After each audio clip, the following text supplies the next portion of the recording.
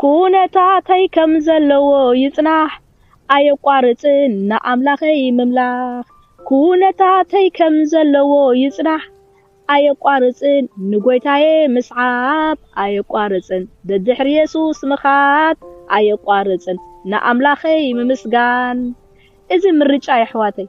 أب غدغات كلخا ናይ እግዚአብሔር አሰራራሓ ግራ አብዛአት ወካ ጊዜ ንጸላኢኻ እተስምዖ መዝሙሪዝ ክብርና አምላኽ ይኹን እዚ ምርጫይ ትብለሉ ጊዜ ማዓዚው ኣብ ጉድጓድ ኮለኻ ናይ እግዚአብሔር ነገር ምርዳእ ሲኢንካዮ ከቢድካ እትገብሮ እንታይ እምበኣር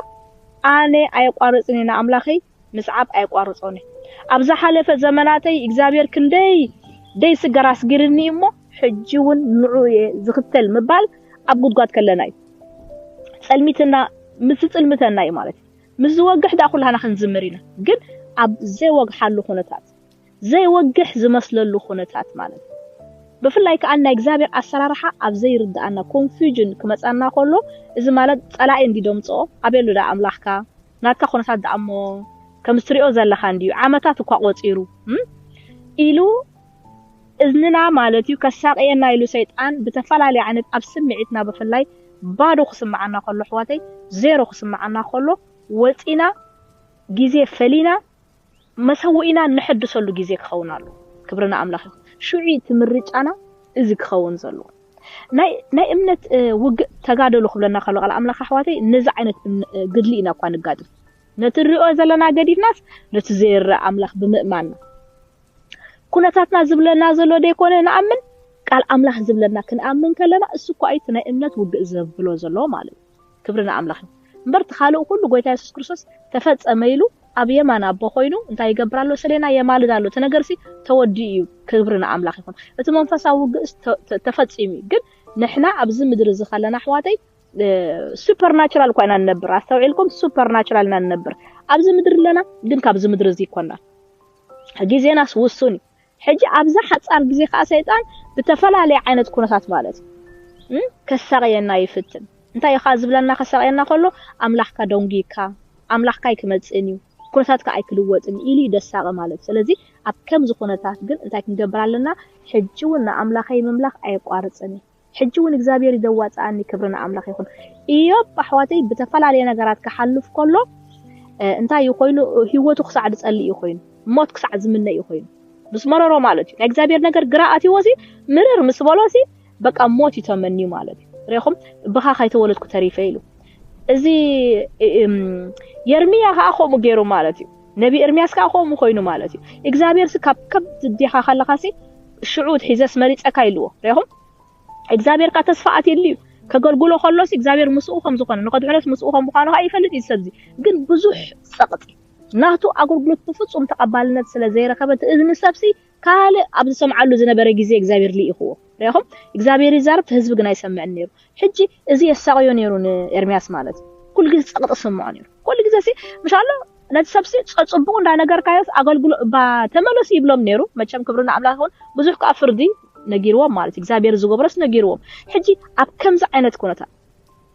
ስምዒት ናይ ኤርሚያስ እንታይ ነይሩ ማለት ይባዶ ነይሩ ማለት ስለዚህ ናይ በሐቅታ ተወልደላ መዓልቲ ሰረጊምዋ ረጊምዋ ሰብዚ ኩህዩ ማለት መሪርዎ ማለት ስለዚህ ክብርና አምላኽ ይኹን ኤርሚያስ ይኹን ኢዮብ ይኹን እዞም ሰባት እዚኦም ብናይ እግዚአብሔር አካይዳ ኣብ ዘይተረዳኣሎም እዋን ግን እንታይም ገይሮም ብልቦም ግን ምስ እግዚአብሔር እዮም ጸኒዖም ማለት ብልቦም ግን አምላኽ ምድሓኖም ግን ተዛኻኺሮም ዘኪሮም ማያምኑ ነብሶም ማለት ክብርና አምላኽ አምላኽ በጀካ አምላኽ ካለ ከም ዘየለ ግን ተረዲእዎም ኮመኻ እምባቆም ካና እግዚአብሔር አካይዳ በፍጹም አይተረዶን ተምዕራፍ 3 እንድን አንብብዎን ይኹን ንእሽተያ ናይ እግዚአብሔር አሰራርሓ ኮንፊውዝ ገይርዎ ካንዑ ዳሓር ግን እንታይ ኢሉ ማለት ኣብ ምዕራፍ 3 ቁጥሪ 19 እንታይ ክብል ከሎ ነንብቦ ኣብ እምባቆም ማለት እዩ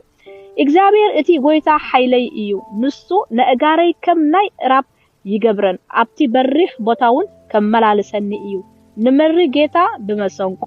ይብል ቃል ማለት ክብርና አምላኽ ይሁን ሕጂ እንታይ ዝብል ዘሎ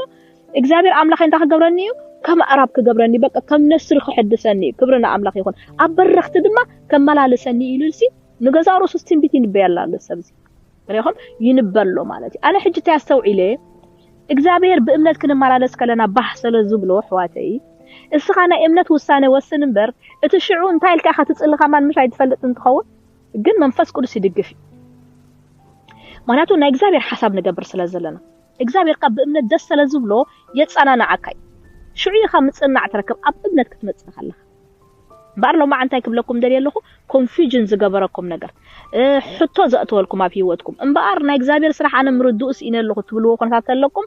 ኢትኩም ሓፋብሉ በእምነት እሞ መንፈስ ቅዱስ ክድግፈኩም ነቲ ድኻምኩም ክድግፈኩም እንታይ ኢልኩም ከም ትጽልዩ ከማን ንሱ ከሰንየኩም ስለዚ ክብረና ኣምላኽ ይኹን ኣብ በረኽቲ ደው ክትብል ኢኻ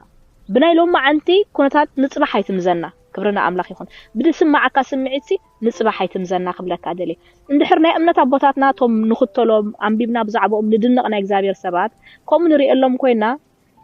ኖርማሊ ማለት ንነብስኻ ኖርማሊ ኣጆ ክትብላለካ ነቲ ድመፀካ ናይ ዲያብሎስ ድምጽ ከኣኒ ጸጥ በል ኢኻ ትብሎ ንዑ ውሳኔ ሕጂ እውን ንኣምላኸይ ምምላኽ ኢልካ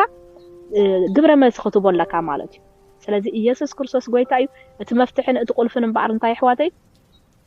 ኣባ ደኹነታት ናይ እምነት ውሳነ ተወሲንኩም መንፈስ ቅዱስ ውሽጥኩም ከሐድሶ እዩ ከበርታዓኩም ድማ እዩ ኢየሱስ ክርስቶስ ጎይታይ ኣጀኹም እግዚአብሔር እሙን ይሕዋተይ እግዚአብሔር እሙን ኣካይዱ ኣይርዳእናኒ ብርግጽ ኣይርዳእናኒ ብፍጹም ኣይንሕዞን ኢና ሪኢኹም ግን በይንና ካይኮናን ናይ እግዚአብሔር ሰባት ካ ከምኡ ኮይኖም ሓሊፎም እዮም ተሳጊሮም እዮም ግን ክብርና ኣምላኽ ይኹን ሪኢኹም መጠረሽቶም ምስጋር ነይሩ ዓወት ነይሩ እግዚአብሔር ክመጽእ ከሎ ርኢናዮ ሪኢኹም ከምኡ ታሪኽ ከምኡ ዝነገረና ስለዚ ክብርና ኣምላኽ ይኹን ኢየሱስ ክርስቶስ ጎይታይ እቲ መስርሕ ከምኡ ነብሰይ ኣይተሳቀይ እንብልዋ ኢኹም ነው ማዓን እቲ መስርሕ ከምኡ እግዚአብሔር ግን እሙን ኮይኑ ይተርፍ በልዋ